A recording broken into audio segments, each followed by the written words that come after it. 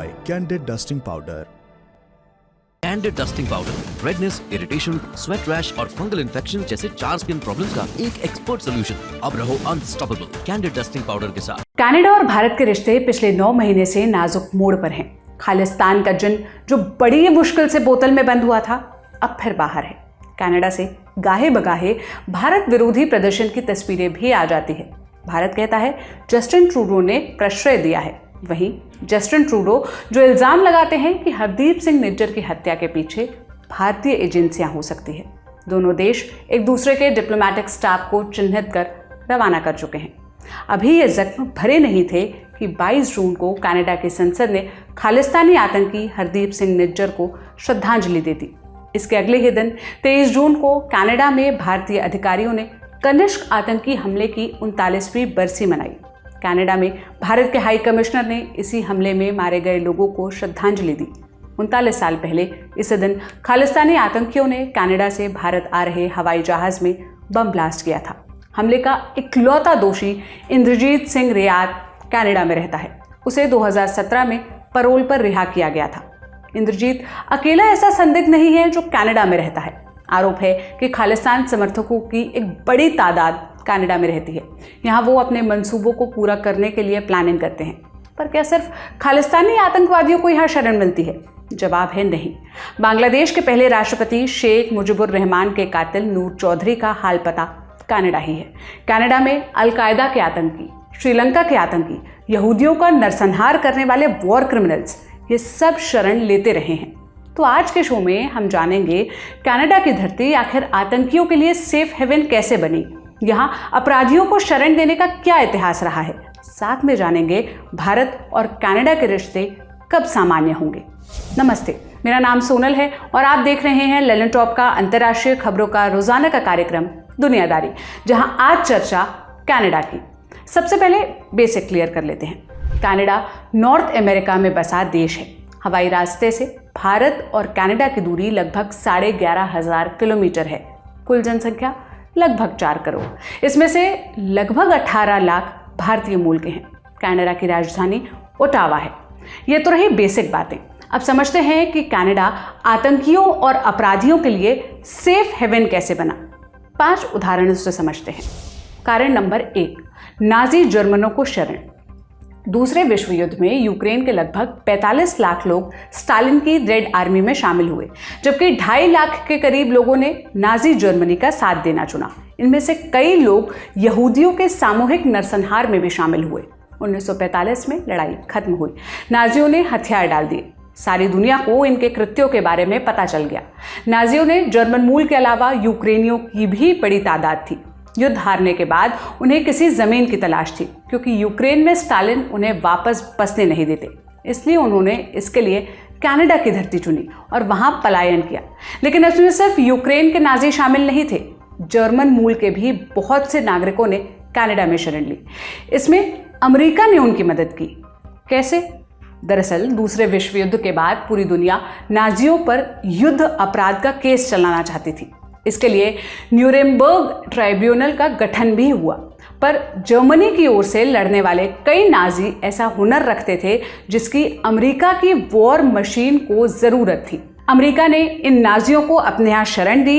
इनमें से कई इंजीनियर, डॉक्टर, वैज्ञानिक अमेरिकी नागरिक बने और खुशहाल जीवन बताया। अमेरिका इनकी मदद से सोवियत संघ की जासूसी करवाना चाहता था। कई नाजियों के लिए अमेरिका की खुफिया एजेंसी ने फर्जी कागजात भी बनाए। इनकी मदद से वो यूरोप के कई हिस्सों में जाकर बचे। कुछ कनाडा भी आए। इनमें से सबसे कुख्यात नाम था एंटानास केन्स्टाविचस का। उस पर 6 दिन में अपने साथियों के साथ मिलकर करीब 6,000 यहूदियों की हत्या के आरोप थे। 1948 में वो जर्मनी से भागने में कामयाब रहा। उसे ब्रिटेन की मदद से कनाडा की नेशनल रेलवे सर्विस में काम करने का ऑफर मिला। तब से वो कनाडा जाकर बस गया। वहां उस पर कोई आपराधिक मुकदमा नहीं चलाया गया। इसके अलावा पिछले साल 22 सितंबर को कनाडा में एक ऐसी घटना हुई जिसने कनाडा में नाजियों के सेफ हेवन के दावे को और मजबूत कर दिया। हुआ यह था कि 22 सितंबर को यूक्रेन के राष्ट्रपति व्लादिमीर ज़ेलेंस्की कनाडा पहुंचे। उन्होंने संसद के निचले सदन हाउस ऑफ कॉमन्स को संबोधित किया। इसी दौरान सदन के स्पीकर एंटनी रोटा का भाषण भी हुआ। भाषण के बीच उन्होंने गैलरी में बैठे एक शख्स की तरफ इशारा किया। बोले, वो यूक्रेन और कनाडा का नायक है, हम उन्हें उनकी सेवा के लिए शुक्रिया कहते हैं। अगले दिन पता चला कि जिस शख्स का सम्मान हुआ वो हिटलर के लिए काम करता था। उसका नाम था यूरोस्लाव हुंका। वो दूसरे वर्ल्ड वॉर के दौरान गैलिसिया डिवीजन में वॉलंटियर के तौर पर काम करता था। ये डिवीजन हिटलर की पैरामिलिट्री फोर्स SS के अंडर काम करती थी। SS ने 1930 और 1940 के दशक में लाखों यहूदियों की हत्या की। गैलिसिया डिवीजन पर भी अत्याचार के आरोप लगते हैं। बाद में कनाडा के प्रधानमंत्री जस्टिन ट्रूडो ने इसके लिए माफी मांगी थी। ये तो हुई कनाडा में नाजियों को शरण देने की कहानी। अब जानते हैं उसामा बिन लादेन के संगठन अल-कायदा का आतंकी कैसे पहुंचा कनाडा। तो उदाहरण नंबर 2, अल्जीरिया के आतंकी को शरण देना। अहमद रसाम अल्जीरिया में पैदा हुआ था। देश में गृह युद्ध चल रहा था। सरकार से नाखुश अहमद ने अल-कायदा ज्वाइन किया। उसने कुछ समय फ्रांस में बिताया, अफगानिस्तान ट्रेनिंग लेने गया। अहमद को 1999 में न्यू ईयर इवनिंग पर लॉस एंजलिस इंटरनेशनल एयरपोर्ट पर बमबारी करने की योजना बनाने का दोषी ठहराया गया था। इससे पहले भी अहमद कुछ आपराधिक गतिविधियों में शामिल रहा। 1993 में उसने मोरक्को का फर्जी पासपोर्ट बनवाया और फ्रांस रवाना हो गया। फ्रांस में उसे जाली कागज रखने के लिए गिरफ्तार किया गया। बाद में मोरक्को वापस भेज दिया गया। वहां भी उसकी दाल नहीं गली, इसलिए 1994 में जाली कागजों की मदद से वो कनाडा पहुंचा, लेकिन हवाई अड्डे पर ही उसे गिरफ्तार कर लिया गया। उसने हवाई अड्डे में ही अपने जाली पासपोर्ट वाली बात कबूल ली। उसने अपना असली नाम बताया और अल्जीरिया में हुए अत्याचार की फर्जी कहानी भी सुनाई। अहमद ने शरणार्थी दर्जा पाने के लिए आवेदन भी कर दिया और कनाडा के कानून के मुताबिक उसे 3 साल के लिए देश में रहने की अनुमति भी मिल गई। उसे उस समय हर महीने लगभग 40,000 रुपए भी मिलते, लेकिन जल्द ही उसके फर्जीवाड़े का भांडाफोड़ हो गया। उसे कनाडा में ही 4 बार गिरफ्तार किया गया, लेकिन उसे जेल नहीं भेजा जा सका। वो अफगानिस्तान भाग निकला। अब उदाहरण नंबर 3, शेख मुजीब के हत्यारे को शरण। मार्च 1971 में पाकिस्तान से अलग होकर बांग्लादेश बना। शेख मुजीबुर रहमान देश के पहले राष्ट्रपति बने। बांग्लादेश के लीडर्स को इस आज़ादी की कीमत भी चुकानी पड़ी। अगस्त 1975 में मुजीब समेत उनके परिवार को मौत के घाट उतार दिया गया। इस हत्या में बांग्लादेश की सेना के अधिकारी नूर चौधरी शामिल थे। उन पर आरोप सिद्ध हुए। उन्हें आजीवन कारावास की सजा सुनाई गई। सजा से बचने के लिए नूर चौधरी ने कनाडा में शरण ले ली और वो अपने परिवार के साथ अब वहीं रहते हैं। शेख मुजीब की बेटी शेख हसीना बांग्लादेश की प्रधानमंत्री हैं। वो कई बार नूर चौधरी के प्रत्यर्पण की मांग कर चुकी है, लेकिन कनाडा की सरकार हमेशा इस पर रोक लगा देती है। अब आते हैं उदाहरण नंबर 4 पर, श्रीलंका के आतंकवादियों को शरण। 1983 में बहुसंख्यक सिंहली भाषी समुदाय और अल्पसंख्यक श्रीलंकाई तमिल के बीच वर्चस्व की लड़ाई हुई। 2009 में लिबरेशन ऑफ तमिल टाइगर्स इलम LTTE के प्रमुख वेल्लुपिल्लई प्रभाकरन की हत्या हो गई। प्रभाकरन पूर्वोत्तर श्रीलंका में तमिलों के लिए एक अलग राज्य की मांग कर रहे थे। इनका संगठन श्रीलंकाई सरकार के साथ लगातार संघर्ष में था। इस वजह से हजारों लोग श्रीलंका से कनाडा और ब्रिटेन पहुंचे। श्रीलंका सरकार के मुताबिक लगभग 2 लाख श्रीलंकाई लोग इस समय कनाडा में रहते हैं। आरोप है कि इनमें से कई आतंकवादियों से हमदर्दी रखते हैं और कुछ घोषित आतंकी हैं। इसकी तस्दीक श्रीलंका के विदेश मंत्री अली साबरी ने खुद की थी। पिछले साल सितंबर में उन्होंने ANI को दिए इंटरव्यू में कहा था कि कनाडा ने अभी भी कुछ आतंकियों को अपने देश में पनाह दी हुई है। अब आते हैं उदाहरण नंबर 5 पर, खालिस्तानी आतंकियों को शरण। कनाडा खालिस्तानी आतंकियों को शरण देता है। कुछ बड़े नाम सुनिए। इंद्रजीत सिंह रियात, कनिष्क हवाई जहाज आतंकी हमला करने वाला आतंकी, 2017 से पैरोल पर कनाडा में घूम रहा है। हरदीप सिंह निज्जर, बब्बर खालसा इंटरनेशनल का सदस्य। ये एक सिख अलगाववादी समूह है जो खालिस्तान की मांग करता है। जून 2023 में इसकी गोली मारकर हत्या कर दी गई। ये 1997 से कनाडा में रह रहा था।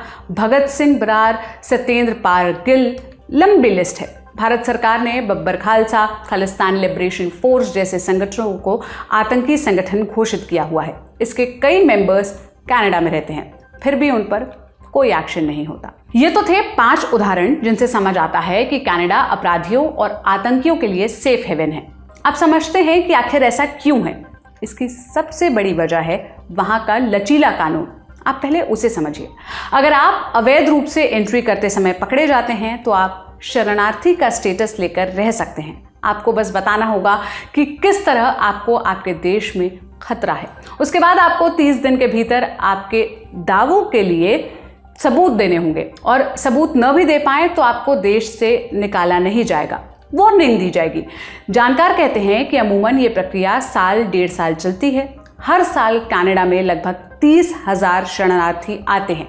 इनमें से लगभग 60% लोगों के पास या तो कोई कागजात नहीं होते, या होते भी हैं तो वो जाली होते हैं। इसके अलावा अगर कोई देश कनाडा में रहने वाले शरणार्थी को अपराधी बताकर प्रत्यर्पण की मांग करता है तो भी कनाडा रोड़ा लगा देता है। जानकार कहते हैं अगर प्रत्यर्पण की मांग करने वाले देश में मौत की सजा का प्रावधान है तो कनाडा से उसका प्रत्यर्पण लगभग नामुमकिन है। आज हम इसकी चर्चा क्यों कर रहे हैं? क्योंकि कनिष्क आतंकी हमले की 39वीं बरसी है। और इस दिन हुआ क्या था, ये समझते हैं। 23 जून 1985 को एयर इंडिया का बोइंग 747 विमान कनाडा से दिल्ली आ रहा था। प्लेन अटलांटिक महासागर के ऊपर उड़ रहा था। जमीन से ऊंचाई थी 31,000 फीट, 31,000 फीट। लंदन पहुंचने के लिए कुछ ही देर थी कि अचानक प्लेन में तेज धमाका हुआ और प्लेन आग के गोले में बदल गया। जलता हुआ प्लेन आयरलैंड के पास समंदर में गिरा। जहाज में बैठे सभी 307 पैसेंजर्स और 22 क्रू मेंबर्स की मौत हो गई। ये 1984 में अमृतसर के स्वर्ण मंदिर में की गई सरकार की कार्रवाई का बदला था। इसके बारे में लोगों को बाद में पता चला जब खालिस्तान की मांग कर रहे सिख आतंकवादियों ने बाद में इसकी जिम्मेदारी ली। ब्लास्ट के पीछे बब्बर खालसा ग्रुप था और कनाडा का एक ग्रुप भी उनसे मिला हुआ था। एयर इंडिया के इस विमान का नाम भारत के महान सम्राट कनिष्क के नाम पर रखा गया था। 23 जून को इसी की बरसी मनाई गई है। इस मौके पर भारत के विदेश मंत्री एस जयशंकर ने ट्वीट किया। उन्होंने कहा, आज इतिहास में आतंकवाद के सबसे भयानक कृत्यों में से एक की 39वीं बरसी है। मैं कनिष्क विमान हमले में मारे गए 329 लोगों को श्रद्धांजलि देता हूं, जो 1985 में आज ही के दिन मारे गए थे। मेरी संवेदनाएं उनके परिवार वालों के साथ है। सालगिरह इस बात की याद दिलाती है कि आतंकवाद को कभी बर्दाश्त क्यों नहीं किया जाना चाहिए।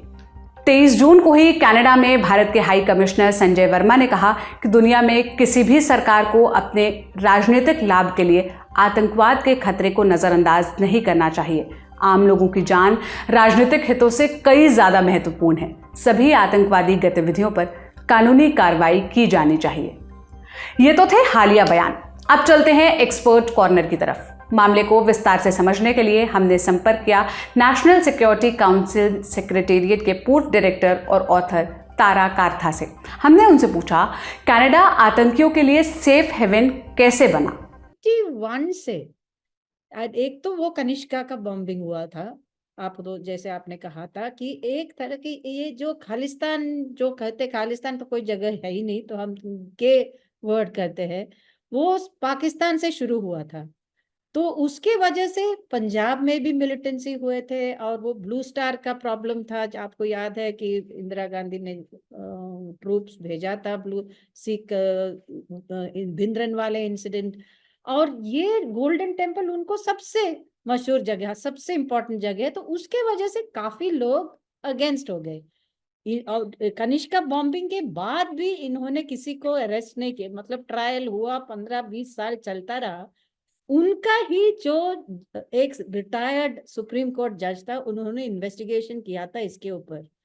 और ये कैनेडियन इन्वेस्टिगेशन ने खुद कहा कि इतनी अटरली यूजलेस उन्होंने कभी नहीं देखा है कि कनाडा गवर्नमेंट और कनाडा इंटेलिजेंस सर्विसेज ने इतना, मतलब क्या कहते हैं, मिस्टेक आफ्टर मिस्टेक करते रहे और कुछ नहीं हुआ। तो उनका ही इंटेलिजेंस, उनके ही इन्वेस्टिगेशन कमेटी ने कहा था कि ये ऐसे नहीं करना चाहिए।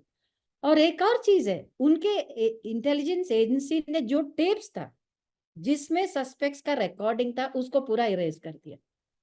तो आज भी अगर आप चाहते हैं कि इस इन्वेस्टिगेशन को रीओपन करे, वो हो ही नहीं सकता है, क्योंकि जितना एविडेंस था उन्होंने इरेज कर दिया। तो ये है उसका फाउंडेशन।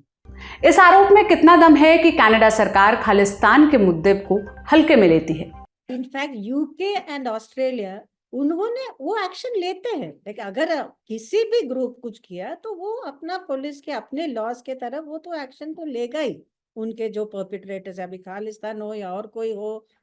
लेकिन कनाडा में ये लोग धीरे धीरे से पॉलिटिकल पावर छीन के लिए है। अभी ये प्राइम मिनिस्टर ट्रूडो का मोस्ट इम्पोर्टेंट पार्टनर कौन है?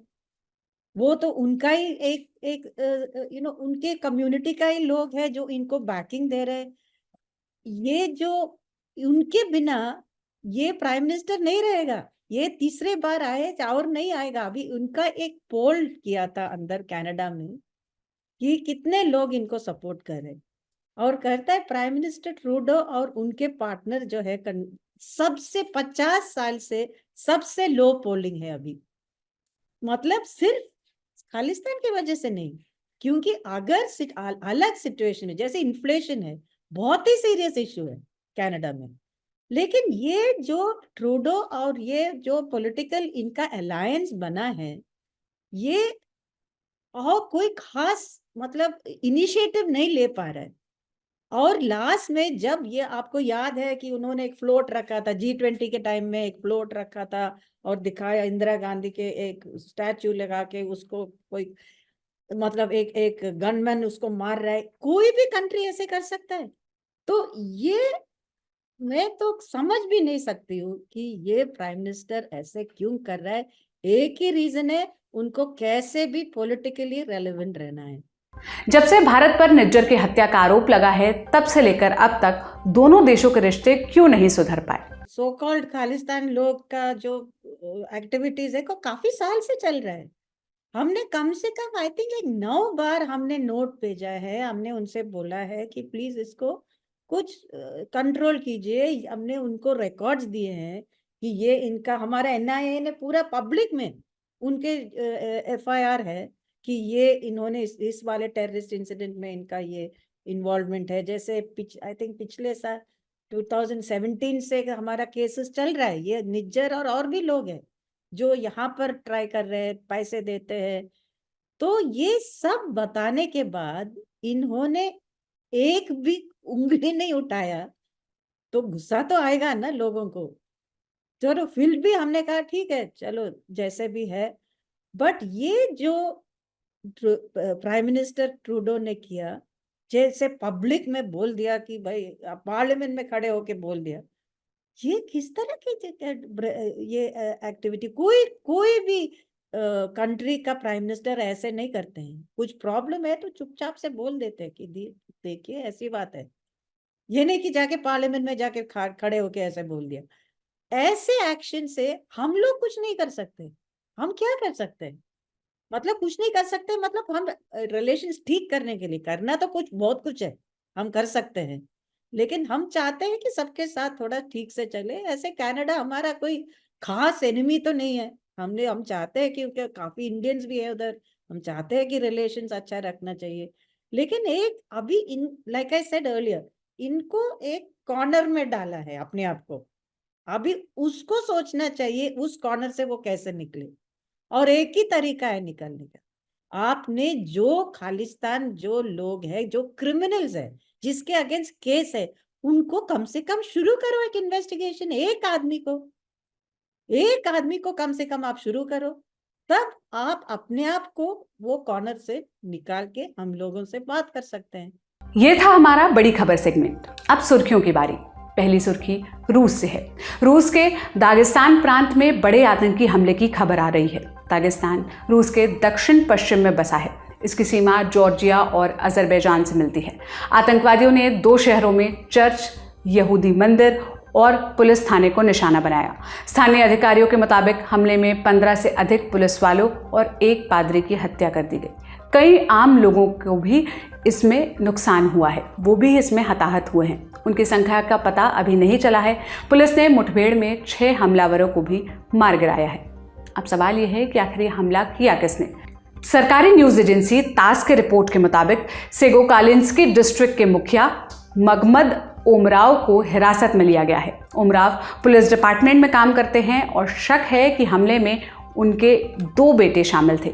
दोनों अभी फरार चल रहे हैं। इसके अलावा कोई और जानकारी अभी नहीं दी गई है। किसी संगठन ने भी इस हमले की जिम्मेदारी नहीं ली है।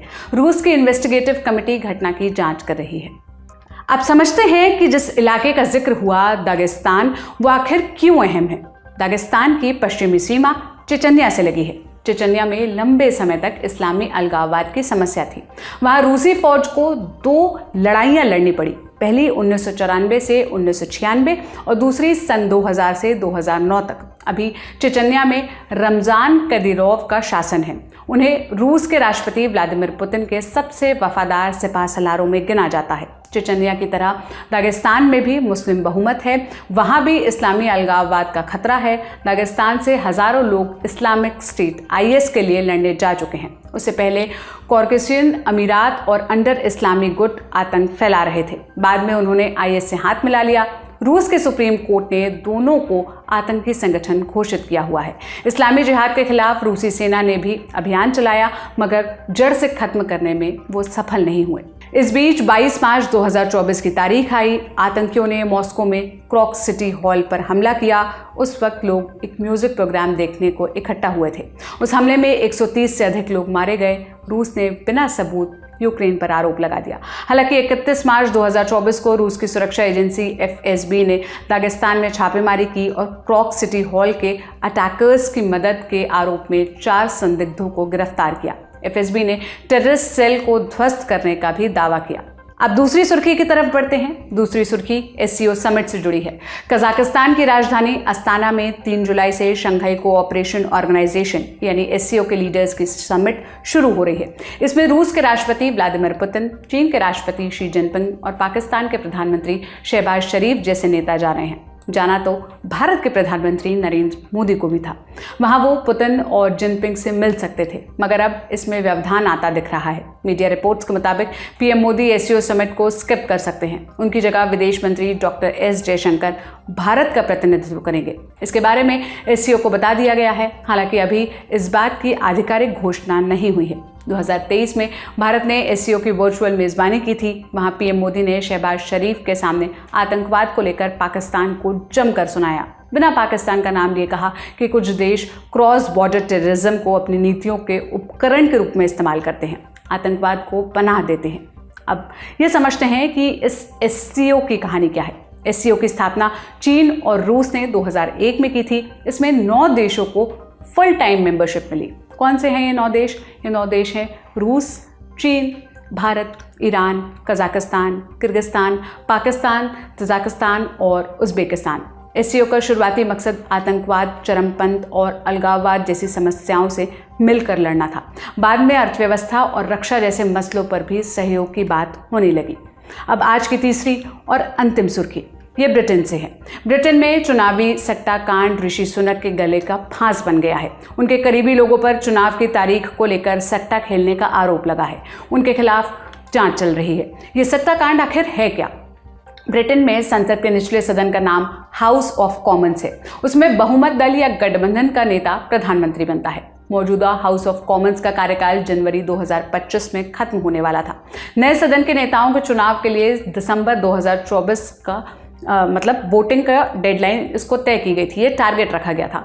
माना जा रहा था कि बीच का रास्ता निकाला जाएगा।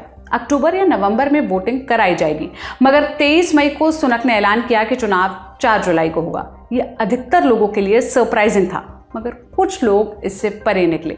उन्होंने ऐलान से पहले ही चुनाव की तारीख पर पैसे लगा दिए। इनमें से कई सुनक की कंजर्वेटिव पार्टी से हैं। माना जा रहा है कि उन्हें इस सरप्राइज की जानकारी पहले से थी। इस मामले में 12 जून को ब्रिटिश अखबार गार्डियन ने एक रिपोर्ट पब्लिश की।